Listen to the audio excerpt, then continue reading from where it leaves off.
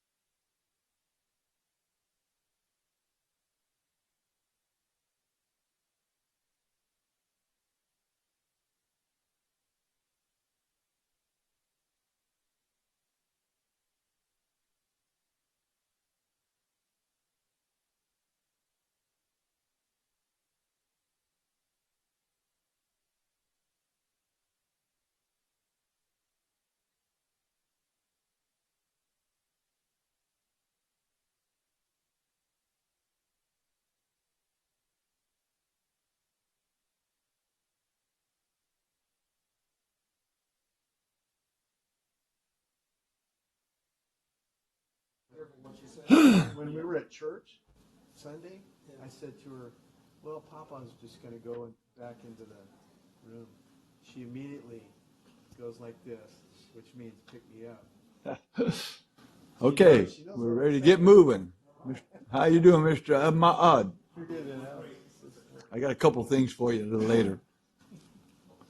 Okay, we're going to get on this thing on the road.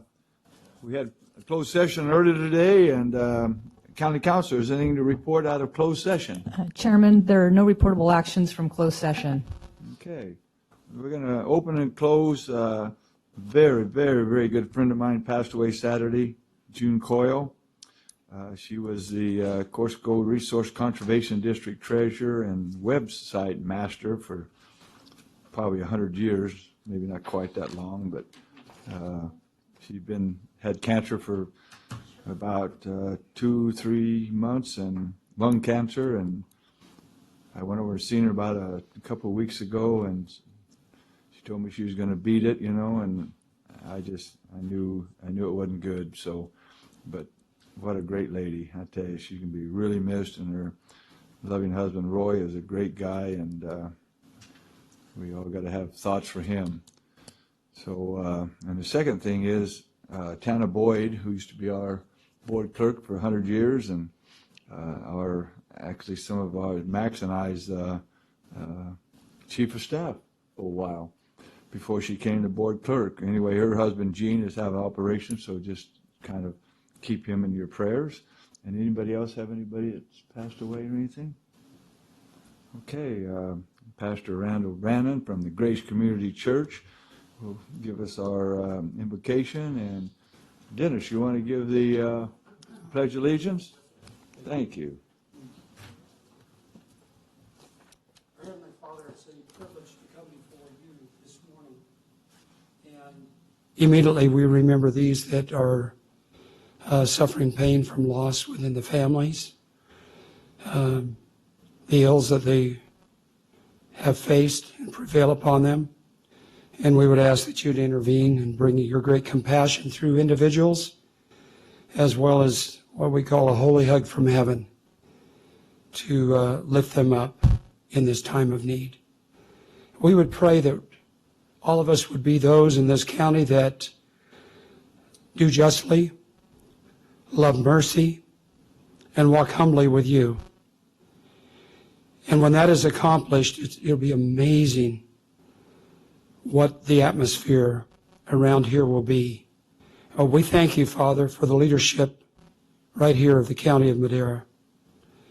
We thank you, Father, that these men, along with their staff, care for the people.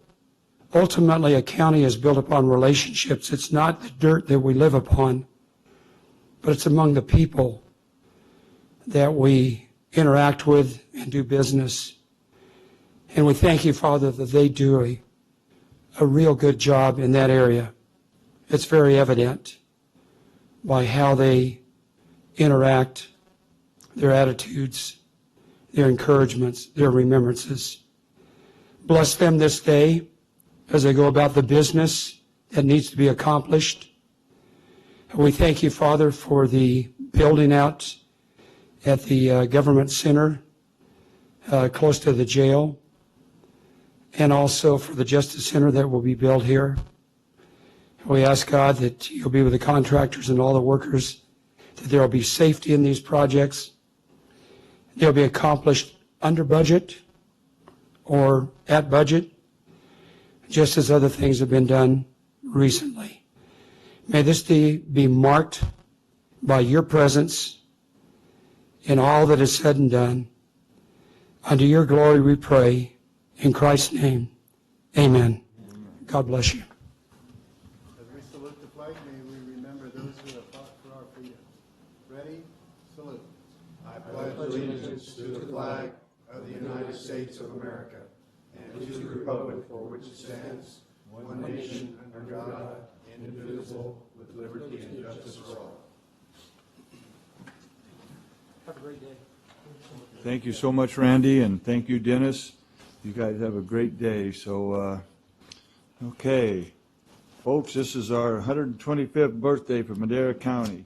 They call it anniversary. I call it a birthday. So, and some of us have been around here for a long time. Not quite 125 years, but close. So, we're honoring the past, embracing the present, and looking ahead to the future. The first Old Timers Day Parade was October 31st, 1931. 11 years before I was born. 10 years before Max was born. A couple of days ago, huh, Max? The original buggy used to distribute the San Francisco Examiner was driven in the parade by Miss Lita Presedo, dressed in frills and silks of the gay 90s.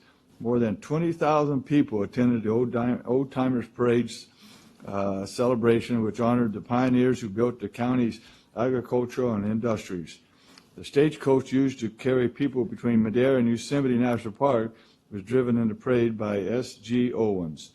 There's some pictures of him and some of our history, and I'm just proud to be part of it. So, okay, item number 4, public comment. Public comment. The first 15 minutes of each regular session is set aside for members of the public to comment on any item within the jurisdiction of the board but not appearing on the agenda. Items presented under public comment may not be discussed or acted upon by the board at this time.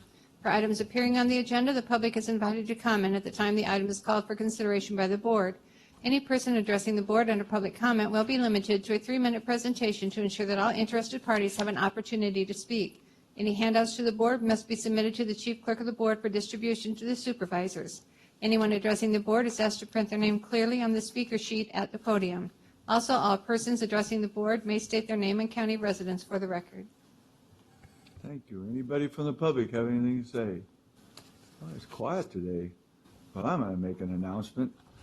Yesterday, the Eastern Madera County SPCA, when I got elected 13 years ago, actually, they were already working for about 5 years on collecting money to build a new no-kill facility up there in Eastern Madera County. They didn't have land or anything else. That Max was on the board then, and we worked with our land we have at the Wani Park area and got them, I think it's 8 or 10 acres that we rent to them for $1 a year, and they've collected over $2.5 million in that time. Raised it all, no public dollars at all, except for the dollar they got to pay for us for our rental of the land. And I have these brochures. There's a picture of it. It's almost, they hope to have it done by the end of the year. And isn't it beautiful? Yeah. I mean, it's just amazing what they've done. And it would be already done right now, but Caltrans put a lot of kibosh in it. It's on Highway 49. You know, Highway 49 splits our property up there. We have about 500 acres and 78 acres on this west side of the highway. When they decided to build that, our staff, has got to put the building permits into the state also. They wanted 43 feet of that property of ours. So someday they're going to make Highway 49 a 4-lane. And so they had to redo everything after doing all the drawings, everything else, and move it back, had to put a bigger retaining wall in the back and everything else because of that. So it really put a kibosh in their deal. But anyway, I got these cards if anybody wants to look at it. They're asking for donations. It's right here. I put one in each one of the supervisors' spot. And if you in the public wants to see it, it's one beautiful building. It's all built by donations, so it's kind of cool. So I'm proud of it, and I'm proud to be part of it. So, and then the other thing is, last week the state put a notice on our Bass Lake Court up there at Bass Lake, our Superior Court, saying they're going to close it up in November. And I don't know if you've seen all the posts and all the stuff that's going on, but a lot of people think I'm God and that I'm the one that's doing it. So it's a state project. It's nothing to do with it, but I just want to make sure all the people write our legislatures and our state courts and object to them closing our court in Bass Lake, which it used to not be at Bass Lake. It used to be in Oakhurst, actually, right there on 426 and 41. I started a couple of juries clear back in the 60s there. So it's not fair to take our court, I don't think, from us up there in the mountains. So any other public comment? Mr. Chairman, I'd just like to follow up on that comment you made. Maybe we could provide the public with addresses and contact information for those letters and what things that, something short and sweet to communicate that. Great idea. So, thank you, Rob. Okay. That'd be a great idea. So, okay, no public comment, I guess, but mine. So, consent calendar, boys or team. Any questions? See none? Any from the public? Move to approve. Second. Got a motion and a second. Roll call, please. Call for the vote. Supervisor Frazier? Yes. Supervisor Rogers? Yes. Supervisor Poitras? Yes. Supervisor Rodriguez? Yes. Supervisor Wheeler? Yes. Vote passes 5-0. You can call me Brett.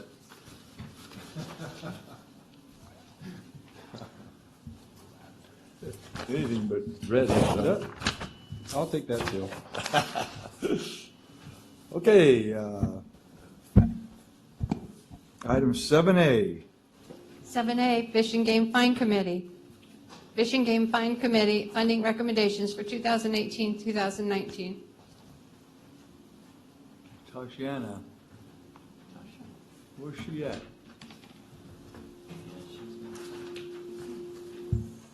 Norman Coor from the Madera County Fish and Game Fines Committee. I've only been on it about 10, 12 years. Our fines, from what I understand, or our money come from fines that the county has generated throughout the year. And our money that we spend, that you guys approve, goes back into the county, such as in the lakes that we buy seed for them or give them money to buy seed to replenish the bottoms of the lakes and different areas for the habitat. And then we've also gave money to the Fish and Game Wardens Department. They bought decoys to get more fine money for the county. We also bought them some updated life vests in the past years, and we've also bought them some night vision goggles. And whatever monies you guys approve, our monies stay in the county. It doesn't go outside. We also put on we also support the Fish and Game hunting, a 3-day hunting deal. The first day is for the youth. You have to be a youth and you have to go through the hunter safety course to be able to hunt in that pheasant hunt that we plant. And then the second day is a family with the youth, and you can't, the adults can't hunt without having a child there with them, so that they can bring some of the younger kids, so that the parents can help guide them. Right. And then on the third day is a total handicap hunt. And I'm thinking that's a little over $2,000 or $2,400 a year. I left my notes at home this morning. I goofed up, but oh well. $24.75. Yeah. So anyway, like I said, we get our fines money from you guys, or from the fines that are communicated or generated through the game wardens and whatever other Courts. through the courts. And they just need to raise the fines so we have more money to spend, so you guys can spend more money. Okay. Thank you. Any other questions? Yeah, David? Yeah, I want to thank Norm for serving on the committee. I appointed him back when I first came on the board, and he's been a great asset to that whole circumstance. I also wanted to comment on the pheasant hunt. I think it's a fantastic thing for the community, for kids, as well as these handicap hunts. My boys were involved while they were in baseball and football in Chowchilla High. They go out and help these guys through the fields in their wheelchairs, and some of them literally carry these guys through the fields on these hunts. And it is the only time, for many of them, that they ever get to do this, because there's no way otherwise without help that they could do it. And it's just amazing the joy that they have on their faces to be able to do something that they always loved to do before and couldn't do.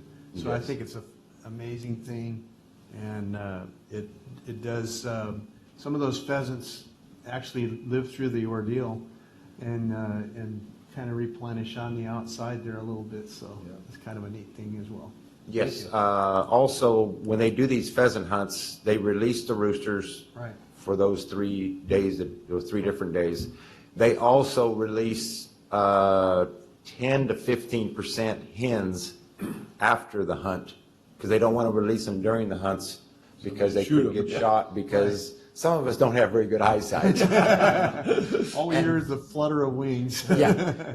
And one of the things that we also did on the Fines Committee before I was on here, because I used to help bring Jack Fry to the meetings, because some of his eyesight wasn't the very best then. They gave like $450, this has been 10, 12, 14 years ago, to the Raymond 4-H for archery for the 4-Hers. Right. And then that archery equipment also went to the Madera County 4-H camp up at Jackass Rock. So, like I said, that's where our monies come from, is from the fines. So tell them the judges raise it. That's another one of those state things again, so I know.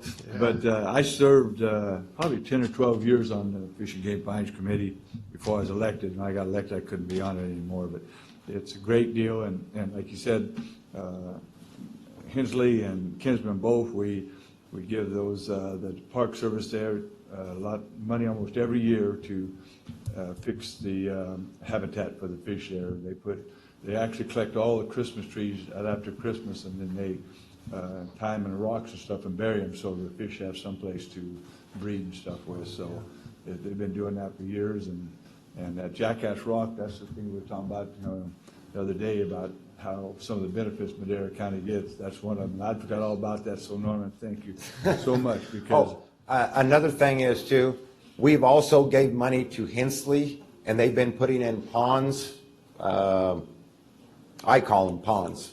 And then they've also put some roofing on, so when the rains come, it fills these ponds up for the wildlife, for the turkeys and the quail and whatever wildlife that could water be there. tanks. There's some deer back there too. Yeah. Oh, yeah, there is. They call them water tanks when they do that, so that they have those for the wildlife. Yeah, they're glorified wading ponds. So they work good, and I'm glad to see you're on there, Norm. I know you've been on there for a while, and it's nice. So got a good committee on there. And Don Nielsen still on it, or? Yes. No, he's our advisor. Oh, he's your advisor. He's our advisor. Oh, wow. Dennis Dudley Yeah. is the head of it, but Neil still puts him under the wing. I couldn't get a hold of Neil to get some information this weekend, but I've kind of busy with my business, so. You did good. Hey. Okay, is there any other questions? No? Any from the public got any questions? Seeing none, what's your pleasure, I'll board? move to approve. Second? Call for the vote. Supervisor Rogers? Yes. Supervisor Frazier? Yes. Supervisor Rodriguez? Supervisor Poitras? Yes. Supervisor Wheeler? Yes, Vote passes 5-0. thank you. Item 7B. Thank you, Norm. 7B, Human Resources Department, Operations Division, Administration, Compensation Study. Discuss and update the results of the county updated total compensation study. 2, utilize the results as baseline information to determine where employee salaries and benefits currently are in the relation to comparable counties. Good morning, Chairman, members of the board. Adrienne Caleb reporting this morning on behalf of County Administration. The item that's before you today is an item for the board to simply accept the compensation study that was performed by Cooperative Personnel Services. You'll recall that in 2015, we conducted a countywide compensation study, and this year it was decided that we would do an update to that study to see exactly where our employees landed. We have actually already begun discussions with the number of bargaining units, and before the board, if the board decides to take any action, the action will be in subsequent items after we complete that meet and confer process. There were a couple things I wanted to say before I call the consultant up. Her name is Andy Bernard. She was a principal consultant who oversaw our project. But there are a few thank yous that I have to extend. I have to extend thank yous to the professional analyst staff in my office who assisted in review of this report. Although CPS does the heavy lifting in going out to the agencies and gathering the information, looking at the MOUs, doing a number of consultations with the other agency staff. It is internally that we take a look and we review, we come up with the cost figures and things of that nature. And if it wasn't for the individuals, and in particular Michelle May, Susan Carter, and Roseanne Reese, I would not have been here today to be able to present this to you. The second comment that I wanted to share with the board and with maybe some of the employees that might be listening to this presentation is that this report is representative of unbiased and it's representative of unbiased data that was gathered by CPS. And this information should be looked upon as what's out there in the market. And we do understand that there will be some challenges to this information, but the information is solid. We really stand by the majority of what's presented in this report today. So before I answer any questions, I'd like to turn it over now to Ms. Andy Bernard, and she's going to be using Angie? Andy. Andy. Andy? Andy. A-N-D-I. It's right there at the bottom. Oh, okay. Good morning, Chairman and members of the board. My name is Andy Bernard with CPS HR, and I'm here today to present the total compensation results for our study. And let me see if I can figure out how to work this thing here. We got the man right never behind mind. you that knows how to make it work. And Good, it makes noise. Okay, perfect.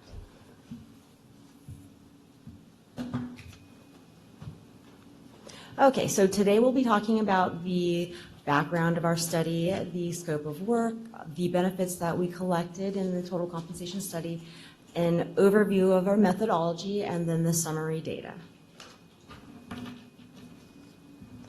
Now, as for background, the County of Madera retained CPS HR, of course, to assist with the total compensation study. And this county particularly has about 1,544 employees, about 424 classifications, and 130 classifications were designated as benchmark jobs. The county last conducted a study in 2015 with implementation, as I understand it, in 2016, and so this study was an update to that study. Our scope of work included 10 labor markets and 130 benchmarks, as mentioned, and within 15 employee groups. Our labor market, which was established and provided to CPS HR, included Fresno, Kern, Kings, Merced, Nevada, Stanislaus, Sutter, Tulare, can I get this right? Tuolumne? Tuolumne, gosh darn it, and Yuba County. So that's your labor market there that was already previously established and used in the last study as well. Now, as for the 130 benchmark jobs, those were also pre-established and provided to CPS HR. And so within the benchmark jobs, there were 15 units, groupings, employee groupings that we utilized, and that includes the clerical unit here that you see. There's one communications dispatcher, 2 journey level position, 2 correctional officer positions, about 17, exactly 17 department head positions. 2 probation officer journey level positions, 8 electeds, 18 mid-management positions, and you'll see that's continued on the right there as study benchmarks go. 2 peace officer positions, 2 peace officer management positions, 1 postgraduate licensed professional, a probation administrator position, as well as 30 professional positions throughout the organization.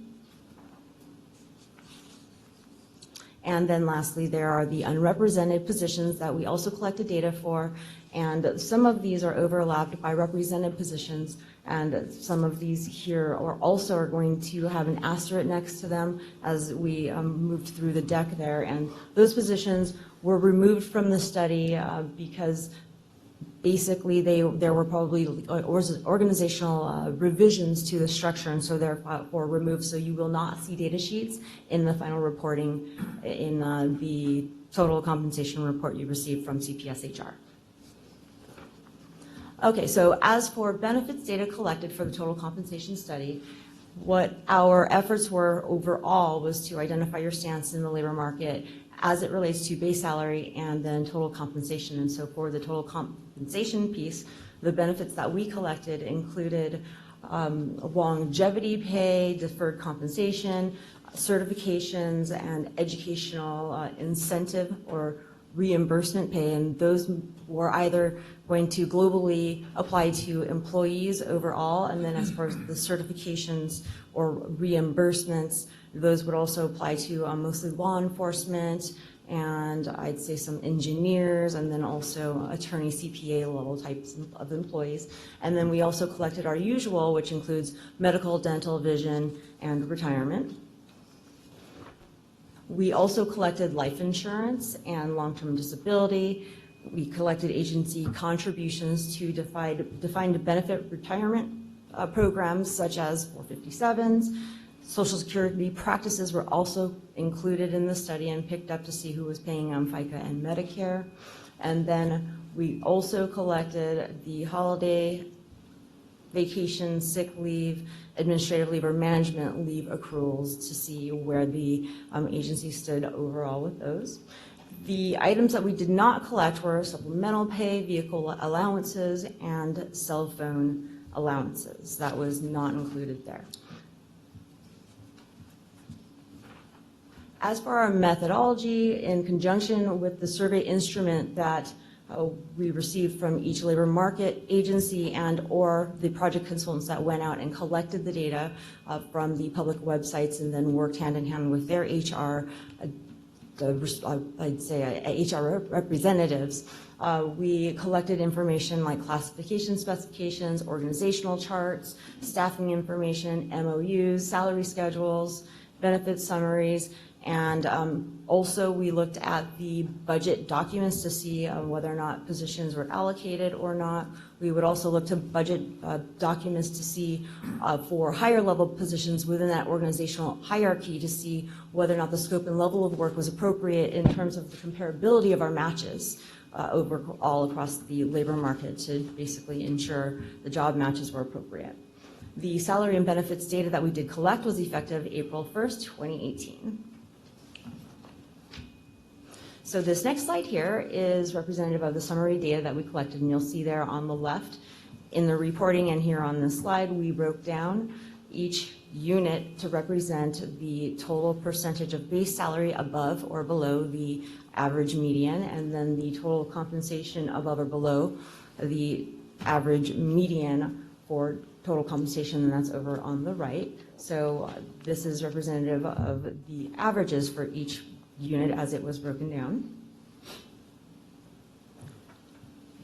And same goes for this particular grouping, just bless you. The mid-management grouping, peace officer groupings down through the professional, technical, and unrepresented. And I like this slide better. I think that this probably gives us a better view of what's going on.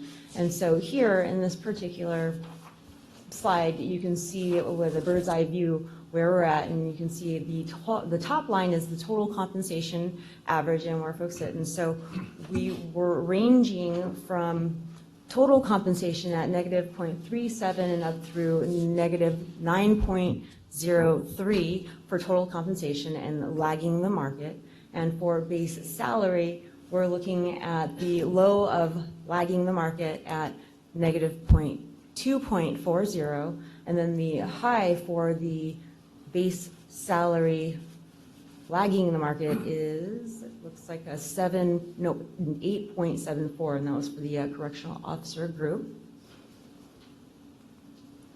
And this next slide here shows the rest of the folks represented down through that peace officer grouping. And here we will see that the base salary low was negative 1.20 up through, that's the total compensation actually for the professional group. And then for the total compensation high for this particular group, it was negative 6.52. Now you'll see that postgraduate licensed professional there where it's actually leading the market. And I looked to see where that particular group was, and I guess it's one position, but they were actually leading or lagging the market in the prior study at around 20% for both the total compensation and base salary. And so that there looks like that was resolved. Overall, the study findings from the last study to this study show that you have definitely closed the gap in terms of total compensation and base salary in lagging the market. And so you can see overall that the agency is still lagging the market, and our average for the agency-wide data is negative 4.48 for base salary, and then a negative 3.34 for total compensation. So that's agency-wide. What questions do you have? We just might have some. Mr. Brett Frazier. Kind of a question, this shows that how quickly we can start to lag behind. I think it's just imperative that as we go forward with this is not growing our workforce, but paying the workforce that we have where they should be at, and staying up with the market to retain. Have we seen higher retention numbers since the last compensation study? I don't know if that was something you looked into. Or... I can defer that question to Adrian, but typically you're right. The study's use and the tool is certainly for the ability to try to recruit and retain your employees as it stands. Yeah, retain is very important. We don't want to train everybody for everywhere else, yeah. Which we were doing for a while.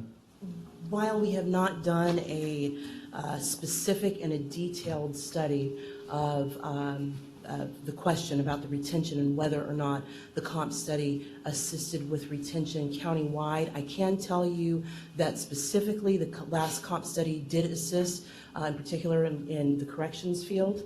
We did see fewer correctional officers leave. Every month I get reports about individuals who are leaving the organization or who are hired. And the numbers, our overall numbers, have actually grown a little bit for the number of actual employees that we have had. Not by a lot, but that shows me that those who are leaving and those who are coming, and we're attracting a lot of classic employees. So I believe that our comp study, as well as the benefits that we actually do provide, are actually attracting people to our agency. And we're getting quality. We are actually getting quality employees. And a lot of the employees that are now leaving, most of them are not long-term. Our long-term employees are staying unless there's a retirement. And those are in situations typically where these are individuals who've been here for 20 plus years. So I think overall, we're doing a really good job in retaining, and I can actually also spin this to our employee satisfaction survey that basically showed the same thing.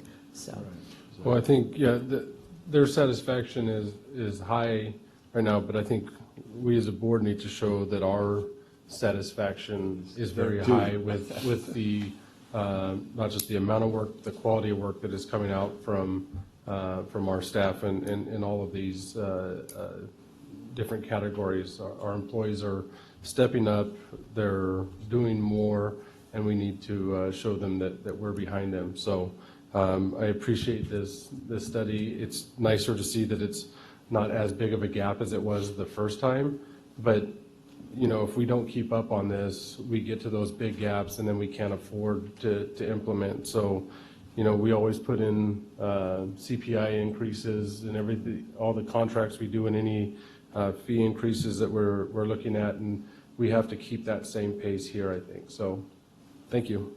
Absolutely. Thank you so much. I don't see anyone else, so I just wanted to thank both of you, but I really want to thank Adrian and her team out there. Would you please stand up, because I want to give you guys a great big hand. Come on, stand up. You're not part of it? She just said you're not part of it?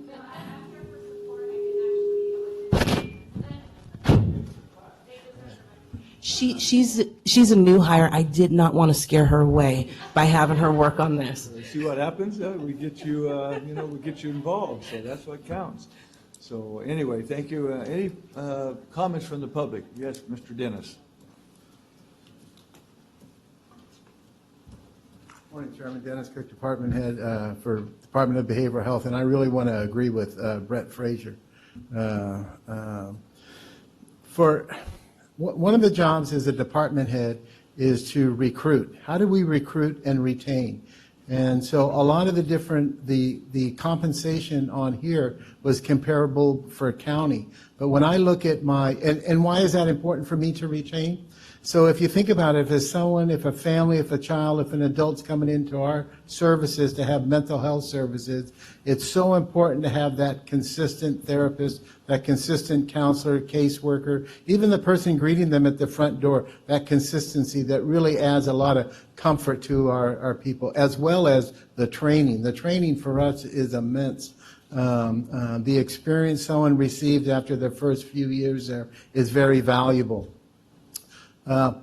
Right now, we are losing our clinicians, which on here I think is licensed professionals, to school districts. And so that's not part of it. Like Fresno County right now is recruiting 95 clinicians. That is huge for us. We've already lost some to them. They are paying quite a bit higher. A lot of our professional staff live on the border, some closer to Madera, some closer to Fresno, as we get on 99 there. So for them, it could go either way. And for some of them, it's a few $1,000s more. So I know in this compensation study, it shows our licensed professional is making a little bit more, but it's really not for the people that I'm competing with. So I would think that some consideration, whether it's a base CPI for those staff or something, for me, it really helps. I ran the numbers for I didn't, but my fiscal person ran the numbers for our department, and we looked at how much of that money then would be additional money that I can draw down and how much we would have to take out of the budget. And a significant amount of it would be, for me, would be drawing down more federal or state dollars. So it just gives me an advantage to compete and has very little costs associated with it. Thank you. So can you and Adrian get together and work on that for us and see what we might have some difference there that we could help you with that? Sure. I'd like you to do that. I think the board is agreeable with that. Dave Rogers? Yeah, I had a question on that popped into my mind after the thoughts about the survey. What market percentage, in terms of when you're looking at curves and what have you, what market percentage would be considered significant when you do these compensation studies, and what would be, moderate and not really an issue? Yeah. Sure. So what I can say, it really does depend on the labor market and the region of where that labor market is, because there are some agencies, of course, we do studies throughout the entire state, and we also have a national footprint. So we have studies in other states that have different politics, different employee-employer relationships in terms of laws. But to answer your question, absolutely anything above 20%, I'd say is significant. But I do actually have some agencies that run between 50 to even 80%. But 20%, I would generally say, is definitely cause to think there may Kinda be like a retention danger or zone. yes, a retention or recruitment problem. Yeah. And then as far as, what may be less significant, when we're looking at the market median and we are looking at a variance of, maybe plus or minus 1% from that labor market median, I would say that that's probably more so at market, right? That you are competitive when it comes to your labor market. That's a good figure. I appreciate that. Sure. Yeah, thank you for that help. This just reminded me of that CSAC study you'd had. Do we have the figures, like on these comparable counties, number of employees to 1,000 residents to show in terms of the size of our workforce? We do not have those figures now. Those are figures that we're going to gather once we get to the point with the bargaining units that we've already met with. We've shared with them that one of the things that we're going to work hard at is changing our comparable counties. And that's going to be one of the primary factors in looking at the comparable counties. And so the answer to your question is we don't have that data today, but that's data that we're going to gather when we come before you with recommendations on our new comparables. Another one of the major issues that we're going to look at when we propose these new comparable counties is who are we losing our employees to? Mm-hmm. Who are our true competitors? That is so important. And just like what Dennis said, when you are losing people and you're talking about they're living on the border and they're like literally within miles of our agency or south or they're willing to go a little bit further north if they're going to be making, $1,500 more a month. We have to take that into consideration. And so a lot of thought is going to go into these next counties. And so these figures, whenever the decision is made on when we're going to do the next study, these figures are probably going to be different. Don't know which way they're going to be different, but they'll be different. And the market will be significantly different as well. Yeah, I think, the counties that are in there, it is the nearest competitors, and regardless of size, if we want to attract the most quality people, we have to compete with those ones. And then it has a good mix of different rural counties and that are very like. But I'd just like to see the updated one. I don't know if they have it again at the CAO meeting. If you can. Definitely check. Perfect. Yeah, it just shows, what we can or can't offer. When I first got elected, one of the biggest things that everybody told me is that we were the training grounds for all of our neighbors. And I asked Pat Taylor then, who was your job, and she says, well, most of it is just your pay. And so we've worked hard to get that up. We're up here. And we got Eric, we got you, we got Dennis, and I know a number of you from Fresno. And I think that's a plus for us, that we are gaining, but Brett, like you said, we got to keep up. We can't, if we start slacking off, then we get like we were last time. We had some had 30% raise because we did not keep up with the times. And we can't afford not to keep up with the times. That's just the bottom line. And if we want to keep good professional people, and that's my goal. So, Adrian. Chairman, there was one other thing that I wanted to share with the board, and what we're really trying to do during this round of negotiations with the bargaining units. We're really trying to educate the bargaining units, not necessarily their reps, but the employee members about what goes into determining what a benchmark is, about what goes into how we look at that benchmark, and then we grow our classification plan outward to come up with reasonable spreads between different classes. And so we're really trying hard to do that. We've been working with them, and I believe that our employees, when you have somebody who is I'll just use a deputy probation officer, their area of expertise is not my area of expertise. And so if I were to go out into a ride along with them, I wouldn't know anything about what they did. So they would have to educate me. And so we're really trying to educate them about what these numbers represent and why these numbers are presented and why they look the way that they look. We really want them to be knowledgeable as well. Thank you. Mr. Dave. Yeah, I wanted to just say too that, there's another factor here, and that's our ability to pay. And naturally that all has to be balanced. And one of the reasons that we were so far behind previous to the last study was that we did not have the ability to pay. We had to sew up a bleeding artery of money that was pouring out for everything else. And we've taken care of that issue, and I agree, we don't want to get behind. We also want to balance the circumstances, because we may come to a point where there's significant economic changes, and we have to be prepared for that within balance, within reason. You don't always live like the sky is falling, but you want to be prepared for circumstances because they come. And historically, somebody says, how do you know it's going to come? Well, historically, it's always come. So you would say to yourself, I need to prepare for that when it comes. And I've done that as a businessman, and I know all of us have. So there's a balance to be had there. And sure, we want to take care, we want to do the very best for our employees that we possibly can.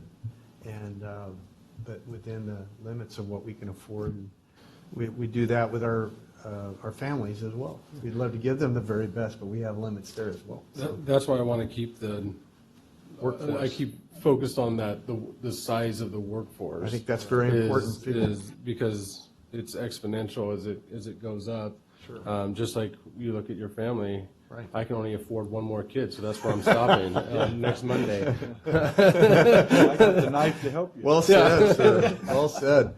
No, I agree that the size of the workforce is definitely an impacting figure, and that is something we need to really, as the managers of our departments, need to really analyze do we really need that employee? Do we need that extra employee that we're asking for, or what have you? Because Somebody else do it. we can just keep growing, and grow ourselves right out of our ability to do anything for anybody. You know, the pie only has so many slices, and you can only slice it so thin before you run out of the ability to take care of everybody. Thank you. It's so true, Dave. I mean, we had 1,700 employees when I got elected, and now we're up to 15. I mean, it's still pushing it, but we got to really keep that on. Yeah, we got down to on line. 1,100 at one point. Right, huh? we're lower than that. Yeah. And I just, our leaders have really brought that to us and helped us get over that hump, and we were $12 million in the red, Yep. 5, 6 years ago. So we just got to keep that flow going the right way. And we can't let everybody just think we need 100 people to go take the garbage can out. And I think that's what they did before. And so what you said, David, is right on spot. So thank you, guys. Wait, is that, in the 1,500 employees, is that actual bodies or is that positions? Those are bodies including the extra help. Okay. That actually helped too, right? Thank you. Okay, no more from the Thank you. public. We will, let's see, we're just accepting it, right? Move to We're just accept, accepting it, yes. Right. Second? oh, no motion? Oh, Okay. okay, no action? Thumbs up. Yeah. Okay. Kind of anticlimactic for all that work, huh? Thank you again, very much. Pending legislation. We're gonna do that, we're doing a thumbs up on that letter for Yeah. the, Courthouse. not For the closing court? the courthouse. That's right. Okay, thumbs up, everybody? Yeah. Okay, we got that. Any other pending legislation? Seeing none, supervisor staff reports. Mr. Rob, I have nothing to report. Mr. Max? I have nothing to report, Mr. Chairman. I don't either. Mr. Dave? Attended RCRC and the JPA. Mr. Brett? I just wanted to let everybody know that I will not be here next meeting because the day before we'll be welcoming Brooks Frazier to the world, unless it's earlier, but I'll still won't be here on the 2nd. You already given us a fair one. Yeah. Papa. Right, Papa? Madera County is very important, you guys are too, but that will be the Family most forward. important thing that will That's be what makes happening up Madera that County. day, yeah. right there. You bet. I'll be welcoming a new supervisor, he'll just, maybe in 20, 30 years. Maybe sooner, you never know. Well, at least 18. Mr. Eric? I attended RCRC conference along with Supervisor Rogers. No report, Chairman. Ahmad? Rhonda? Just a reminder, our costume contest is Thursday and our employee luncheon is Friday. Thanks for wearing yours today, Tom. Huh? Thanks for wearing your costume today. Oh, yeah. Thank you. Any reports from grand jury? Got any questions for us?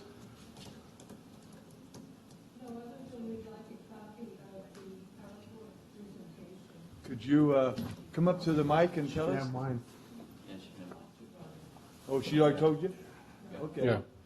Okay, we'll honor your request. Thank you. Thank you, everybody, and we'll see you next Tuesday.